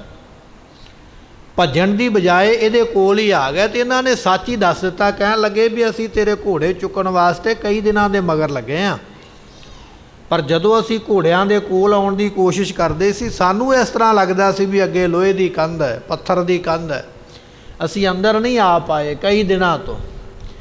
ਰਾਤੀ ਜੇ ਅਸੀਂ ਅੰਦਰ ਆ ਗਏ ਹਾਂ ਤੇ ਫਿਰ ਅਸੀਂ ਬਾਹਰ ਨਹੀਂ ਜਾ ਸਕੇ, ਸਾਨੂੰ ਬਾਹਰ ਜਾਣ ਦਾ ਰਸਤਾ ਨਹੀਂ ਮਿਲਿਆ, ਅਸੀਂ ਫਸ ਗਏ। ਇਹ ਤੇਰੇ ਕੋਲ ਐਸੀ ਕਿਹੜੀ ਕਰਾਮਾਤ ਹੈ ਜਿਹੜੀ ਤੂੰ ਵਰਤਦਾ ਤੇ ਸਾਨੂੰ ਆਪਣੇ ਕੰਮ ਦੇ ਵਿੱਚ ਕਾਮਯਾਬ ਨਹੀਂ ਹੋਣ ਦਿੱਤਾ। ਉਸ ਵੇਲੇ ਉਹ ਸੁਦਾਗਰ ਸਿੱਖ ਨੇ ਦੱਸਿਆ ਵੀ ਮੈਨੂੰ ਗੁਰੂ ਅਰਜਨ ਦੇਵ ਪਾਤਸ਼ਾਹ ਨੇ ਬਾਣੀ ਬਖਸ਼ਿਸ਼ ਕੀਤੀ ਹੈ ਕੀਰਤਨ ਸੋਹਲੇ ਦੀ। ਮਹਾਰਾਜ ਨੇ ਆਖਿਆ ਸੀ ਇਹ ਬਾਣੀ ਪੜ੍ਹ ਕੇ ਸੌਣਾ ਹੀ, ਤੇਰੀ ਰਾਤ ਨੂੰ ਚੋਰੀ ਨਹੀਂ ਹੋਵੇਗੀ, ਤੇਰੀ ਰੱਖਿਆ ਗੁਰੂ ਕਰੇਗਾ। ਅੱਗੇ ਮੈਂ ਸੌਣ ਤੋਂ ਪਹਿਲਾਂ ਬਾਣੀ ਪੜ੍ਹ ਲੈਂਦਾ ਤੇ ਕੰਧ ਹੋ ਜਾਂਦੀ ਹੈ। ਰਾਤੀ ਮੈਂ ਥੋੜ੍ਹਾ ਦਲਿੱਦਰ ਕਰਕੇ ਸੌਂ ਗਿਆ, ਪਰ ਰਾਤ ਨੂੰ ਉੱਠ ਕੇ ਫਿਰ ਮੈਂ ਬਾਣੀ ਪੜ੍ਹ ਲਈ। ਉਹਨੇ ਚਿਰ ਨੂੰ ਤੁਸੀਂ ਤਬੇਲੇ ਦੇ ਵਿੱਚ ਆ ਚੁੱਕੇ ਸੀ। ਜਦੋਂ ਮੈਂ ਬਾਣੀ ਪੜ੍ਹ ਕੇ ਅਰਦਾਸ ਕੀਤੀ ਹੈ, ਤੁਸੀਂ ਮੇਰੇ ਤਬੇਲੇ ਘੋੜਿਆਂ ਦੇ ਵਿੱਚੋਂ ਬਾਹਰ ਨਹੀਂ ਨਿਕਲ ਸਕੇ। ਬਚਨ ਸੁਣ ਕੇ ਬੜੇ ਪ੍ਰਭਾਵਿਤ ਹੋਏ। ਸੁਦਾਗਰ ਨੂੰ ਕਹਿਣ ਲੱਗੇ ਵੀ ਸਾਨੂੰ ਗੁਰੂ ਅਰਜਨ ਦੇਵ ਪਾਤਸ਼ਾਹ ਦੇ ਕੋਲ ਲੈ ਕੇ ਚੱਲ, ਮਹਾਰਾਜ ਤੋਂ ਮਾਫੀ ਮੰਗੀਏ, ਅਸੀਂ ਵੀ ਆਪਣਾ ਜਨਮ ਸੁਧਾਰ ਲਈਏ। ਗੁਰਮੁਖੋ, ਇਹ ਉਹ ਬਾਣੀ ਹੈ ਜਿਹੜੀ ਸਤਿਗੁਰਾਂ ਨੇ ਸਾਨੂੰ ਬਖਸ਼ੀ ਹੈ, ਕੀਰਤਨ ਸੋਹਲੇ ਦੀ ਬਾਣੀ ਨਿਤਨੇਮ ਦੇ ਰੂਪ ਦੇ ਵਿੱਚ। ਸਾਡੇ ਬੱਚੇ ਡਰਦੇ ਨੇ, ਅਸੀਂ ਡਰਦੇ ਹਾਂ। ਕਿਸੇ ਨੇ ਆਪਣੇ ਸਿਰਹਾਣੇ ਲੋਹੇ ਦਾ ਕਾਚੂ ਰੱਖਿਆ ਹੋਇਆ, ਕਿਸੇ ਨੇ ਧਾਗਾ ਲਿਆ ਕੇ ਗੁੱਟ 'ਤੇ ਬੱਧਾ, ਕੋਈ ਗਲ ਵਿੱਚ ਰੱਖ ਪਾਈ ਫਿਰਦਾ, ਕੋਈ ਸਿਰਹਾਣੇ ਪਾਣੀ ਰੱਖ ਕੇ ਸੌਂਦਾ। ਬੜਾ ਕੁਝ ਅਸੀਂ ਕਰਦੇ ਵੀ ਸਾਨੂੰ ਰਾਤ ਨੂੰ ਡਰ ਨਾ ਆਵੇ, ਸਾਨੂੰ ਭੈੜਾ ਸੁਪਨਾ ਨਾ ਆਵੇ, ਸਾਡੇ 'ਤੇ ਦੱਬਾ ਨਾ ਪਵੇ। ਕੁਝ ਵੀ ਕਰਨ ਦੀ ਲੋੜ ਨਹੀਂ। ਇਹ ਬਾਣੀ ਨੂੰ ਯਾਦ ਕਰ ਲਾ ਜਿਹੜੀ ਮਹਾਰਾਜ ਨੇ ਬਖਸ਼ੀ ਹੈ। ਤੇ ਰਾਤ ਨੂੰ ਜਦੋਂ ਕੰਮਕਾਰ ਤੋਂ ਵਿਹਲਾ ਹੋ ਕੇ ਸੌਣ ਲੱਗੇਗਾ, 5 ਇਸ਼ਨਾਨਾਂ ਕਰਕੇ ਇਸ ਬਾਣੀ ਦਾ ਪਾਠ ਜ਼ਰੂਰ ਕਰਿਆ ਕਰ। ਗੁਰੂ ਤੇਰੀ ਜਿਉਂਦਿਆਂ ਤੇ ਇਸ ਜਨਮ ਦੇ ਵਿੱਚ ਰਾਖੀ ਕਰੇਗਾ। ਪਰ ਜੇ ਕਿਤੇ ਉਹ ਰਾਤ ਤੇਰੀ ਜ਼ਿੰਦਗੀ ਦੀ ਆਖਰੀ ਰਾਤ ਹੋ ਗਈ ਤੇ ਜਮ ਤੈਨੂੰ ਨਰਕਾਂ ਵਿੱਚ ਨਹੀਂ ਪਾ ਸਕਣਗੇ। ਇਹ ਤੇਰੇ ਗੁਰੂ ਦੀ ਤੇਰੇ ਵਾਸਤੇ ਗਰੰਟੀ ਹੈ। ਤੇਰੇ ਗੁਰੂ ਦਾ ਤੇਰੇ ਵਾਸਤੇ ਇਹ ਬਚਨ ਹੈ, ਤੇਰੀ ਰੱਖਿਆ ਹੋਵੇਗੀ। ਗੁਰ ਕਾ ਸ਼ਬਦ ਰਖਵਾਰੇ, ਚੌਕੀ ਚੌਗਿਰਦ ਹਮਾਰੇ। ਰਾਮ ਨਾਮ ਮਨ ਲਾਗਾ, ਜਮ ਲਜਾਏ ਕਰ ਭਾਗਾ। ਲਜਾਏ ਤੋਂ ਭਾਵ ਲੱਜਾ ਦੇ ਸਹਿਤ ਹੋਵੇਗਾ, ਸ਼ਰਮ ਦੇ ਸਾਰ ਹੋ ਜਾਵੇਗਾ ਜਮ, ਕਿ ਇਹ ਗੁਰੂ ਕਾ ਸਿੱਖ ਬਾਣੀ ਪੜ੍ਹ ਕੇ ਸੁੱਤਾ ਹੈ। ਤਾਤੀ ਵਾਉ ਨਾ ਲੱਗਈ, ਪਾਰ ਬ੍ਰਹਮ ਸਰਨਾਈ, ਚੌਗਿਰਦ ਹਮਾਰੇ ਰਾਮਕਾਰ ਦੁੱਖ ਲੱਗਾ ਨਾ ਪਾਏ। ਇਹ ਮਹਾਰਾਜ ਨੇ ਸਾਨੂੰ ਬਚਨ ਸ਼ਬਦ ਬਖਸ਼ਿਸ਼ ਕੀਤੇ। ਮਨ ਮਹਿ ਚਿਤਵੋ ਚਿਤਮਨੀ, ਉਦਮ ਕਰੋ ਉਠ ਨੀਤ, ਹਰ ਕੀਰਤਨ ਕਾ ਆਹਰੋ, ਹਰ ਦੇਹੋ ਨਾਨਕ ਕੇ ਮੀਤ। ਨਾ ਹੋ ਨਾ ਤੂੰ ਨਹਿ ਛੁਟੈ, ਨਿਕਟ ਨਾ ਜਾਈਓ ਦੂਤ। ਇਹ ਵੀ ਬਾਣੀ ਹੈ। ਇਹ 7 ਬਾਣੀਆਂ ਦਾ ਨਿਤਨੇਮ ਅੰਮ੍ਰਿਤਧਾਰੀ ਸਿੱਖ ਵਾਸਤੇ ਜ਼ਰੂਰੀ ਹੈ। ਜਿਹੜਾ ਸਿੱਖ ਅੰਮ੍ਰਿਤਧਾਰੀ ਹੈ ਪਰ ਉਹ ਨਿਤਨੇਮੀ ਨਹੀਂ ਹੈ, ਉਹ ਅਧੂਰਾ ਅੰਮ੍ਰਿਤਧਾਰੀ ਹੈ, ਪੂਰਾ ਨਹੀਂ ਹੈ। ਕਿਉਂਕਿ ਉਹਨੇ ਰਹਿਣੀ ਨਹੀਂ ਰੱਖੀ, ਰਹਿਤ ਨਹੀਂ ਰੱਖੀ ਹੈ, ਕੇਵਲ ਨਾਮ ਧਾਰੀਕ ਨਾਮ ਦਾ ਹੀ ਬਣਿਆ ਹੋਇਆ। ਸਤਿਗੁਰੂ ਪਾਤਸ਼ਾਹ ਕਹਿਣ ਲੱਗੇ, ਧਰੇ ਕੇਸ ਪਾਹੁਲ ਬਿਨਾ ਭੇਖੀ, ਮੂੜਾ ਸਿੱਖ ਮੇਰਾ ਦਰਸ਼ਨ ਨਾਹੇ, ਤਿਸ ਪਾਪੀ ਤਿਆਗੈ ਭਿਖ। ਜਿਹਨੇ ਅੰਮ੍ਰਿਤ ਨਹੀਂ ਛਕਿਆ ਪਰ ਦੁਨੀਆ ਦੇ ਵਿਖਾਵੇ ਵਾਸਤੇ ਕਕਾਰ ਪਾਏ ਨੇ, ਉਹ ਭੇਖੀ ਸਿੱਖ ਹੈ। ਜਾਂ ਕਹਿ ਲਈਏ ਅੰਮ੍ਰਿਤ ਛਕਿਆ, ਕਕਾਰ ਪਾਏ ਨੇ ਪਰ ਨਿਤਨੇਮ ਨਹੀਂ ਕਰਦਾ, ਉਹ ਵੀ ਭੇਖੀ ਸਿੱਖ ਹੈ। ਦੋਨਾਂ ਨੂੰ ਭੇਖੀ ਲਿਖਿਆ ਵੀ ਬਨਾਵਟ ਹੈ, ਕਰਨੀ ਨਹੀਂ ਹੈ। ਮੇਰਾ ਦਰਸ਼ਨ ਇਹਨਾਂ ਦੋਵਾਂ ਨੂੰ ਨਹੀਂ ਹੋਵੇਗਾ, ਉਸ ਨੂੰ ਭੇਖ ਲਾ ਦੇਣਾ ਚਾਹੀਦਾ, ਛੱਡ ਦੇਣਾ ਚਾਹੀਦਾ। ਇਹ ਸਤਿਗੁਰੂ ਪਾਤਸ਼ਾਹ ਮਹਾਰਾਜ ਦੀਆਂ ਨੇ 5 ਬਾਣੀਆਂ ਬਖਸ਼ੀਆਂ। ਆਪਾਂ ਇਹ ਬਚਨ ਸਰਵਣ ਕਰ ਰਹੇ ਹਾਂ। ਅੰਮ੍ਰਿਤਧਾਰੀ ਸਿੱਖ ਦੀ ਰਹਿਤ ਕੀ ਹੋਣੀ ਚਾਹੀਦੀ ਹੈ? ਉਹਦੇ ਵਿੱਚ 4 ਬੱਜਰ ਕੁਰੈਤਾਂ ਸਨ, ਹੁੱਕਾ, ਹਜਾਮਤ, ਹਲਾਲੋ, ਹਰਾਮ। ਤੇ ਉਹਦੇ ਵਿੱਚ ਇੱਕ ਕੁਰੈਤ ਹੋਰ ਵੀ ਮੰਨੀ ਜਾਂਦੀ ਹੈ, ਜਿਸ ਨੂੰ ਕਿਹਾ ਜਾਂਦਾ ਸ਼ਰਾਬ। ਸ਼ਰਾਬ ਦਾ ਜੇ ਪੰਜਾਬੀ ਵਿੱਚ ਅਰਥ ਕਰੀਏ ਤੇ ਸਿੱਧਾ ਸਿੱਧਾ ਹਿਸਾਬ ਇਹ ਹੈ, ਸ਼ਰਾਰਤ ਦਾ ਪਾਣੀ। ਸ਼ਰਾਬ ਦੇ ਜਿਹੜੇ ਅਰਥ ਨੇ, ਸ਼ਰ ਆਬ ਪਾਣੀ ਨੂੰ ਕਹਿੰਦੇ, ਸ਼ਰ ਨਾਮ ਸ਼ਰਾਰਤ ਦਾ। ਜਿਸ ਪਾਣੀ ਨੂੰ ਪੀ ਕੇ ਸ਼ਰਾਰਤਾਂ ਸੁਝਣ, ਜਿਹੜਾ ਪਾਣੀ ਪੀ ਕੇ ਬੰਦੇ ਦੀ ਮੱਤ ਹੋਰ ਹੋ ਜਾਵੇ, ਗਾਲ ਮੰਦਾ ਬੋਲਦਾ, ਮਾੜਾ ਚੰਗਾ ਬੋਲਦਾ, ਆਪਣੇ ਪਰਾਏ ਦੀ ਪਰਖ ਭੁੱਲ ਜਾਂਦੀ ਹੈ, ਉਹ ਹੈ ਸ਼ਰਾਬ। ਸ਼ਰਾਬ ਪੀਣੀ ਇਹ ਗੁਰੂ ਵੱਲੋਂ ਮਨਾਈ ਹੈ। ਇਹ 4 ਬੱਜਰ ਕੁਰੈਤਾਂ ਨੇ। ਫਿਰ ਅੱਗੇ 5 ਦਾ ਵਸਾਹ ਨਹੀਂ ਕਰਨਾ, ਜਿਨ੍ਹਾਂ ਦੀ ਆਪਾਂ ਕਥਾ ਪਿੱਛੇ ਸਰਵਣ ਕਰ ਲਈ ਹੈ। 5 ਦੇ ਨਾਲ ਮੇਲ ਨਹੀਂ ਕਰਨਾ, ਇਹ ਵੀ ਕਥਾ ਆਪਾਂ ਸਰਵਣ ਕਰ ਲਈ ਹੈ। ਫਿਰ ਮਹਾਰਾਜ ਨੇ ਸਾਨੂੰ ਨਿਤਨੇਮ ਬਖਸ਼ਿਆ, ਇਹ ਵੀ ਆਪਾਂ ਸਰਵਣ ਕਰ ਲਿਆ। ਫਿਰ ਮਹਾਰਾਜ ਦੀਆਂ ਨੇ ਸਾਨੂੰ 5 ਤਖਤ ਬਖਸ਼ਿਸ਼ ਕੀਤੇ ਨੇ। ਪਹਿਲਾ ਤਖਤ ਸ੍ਰੀ ਅਕਾਲ ਤਖਤ ਸਾਹਿਬ ਹੈ, ਅੰਮ੍ਰਿਤਸਰ ਦੀ ਧਰਤੀ 'ਤੇ। ਗੁਰੂ ਹਰਗੋਬਿੰਦ ਪਾਤਸ਼ਾਹ ਨੇ ਸਭ ਤੋਂ ਪਹਿਲਾਂ ਇਹ ਬਣਵਾਇਆ क्योंकि बादशाह का यह हुक्म सी शाहजहान का जां कह लीए जहांगीर का कि दिल्ली के तख्त वर्गा कोई तख्त नहीं बना सकता। ये उहदा हुक्म सी भी बना ही नहीं सकता कोई। गुरु हरगोबिंद पातशाह महाराज ने आख्या बनाउणा ते गल वखरी है, असी तेरे नालों भी उच्चा बनावांगे, तेरे तख्त नालों साडा तख्त उच्चा होवेगा।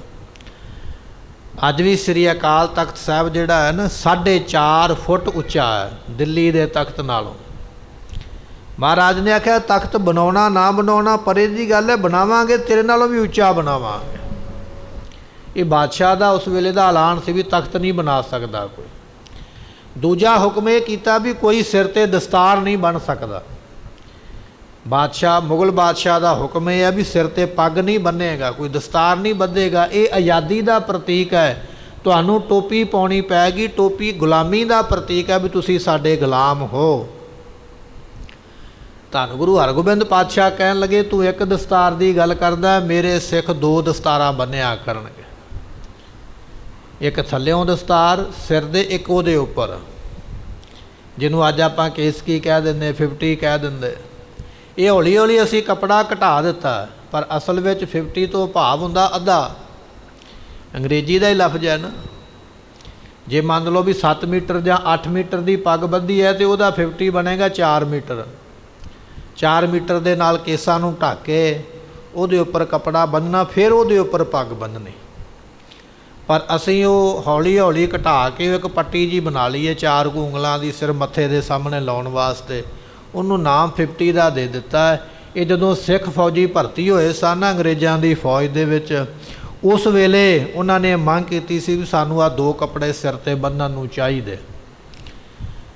इस तरह महाराज जियां ने आख्या तू एक पग की गल करदा है, 2 एक दस्तार की गल करदा, मेरा सिख 2 सजाया करेगा। ये फिर महाराज ने ऐलान कर दिता सी गुरु हरगोबिंद पातशाह ने कि साडे सिख 2 दस्तारां सजाया करन, असी गुलाम नहीं, असी आज़ाद हाँ। ते तीसरा हुक्म किया बादशाह ने दिल्ली तो, कोई भी व्यक्ति मेरी फौज तो बिना, मेरे सिपाहियों तो बिना कोई भी बंदा घोड़े ते नहीं चढ़ सकेगा।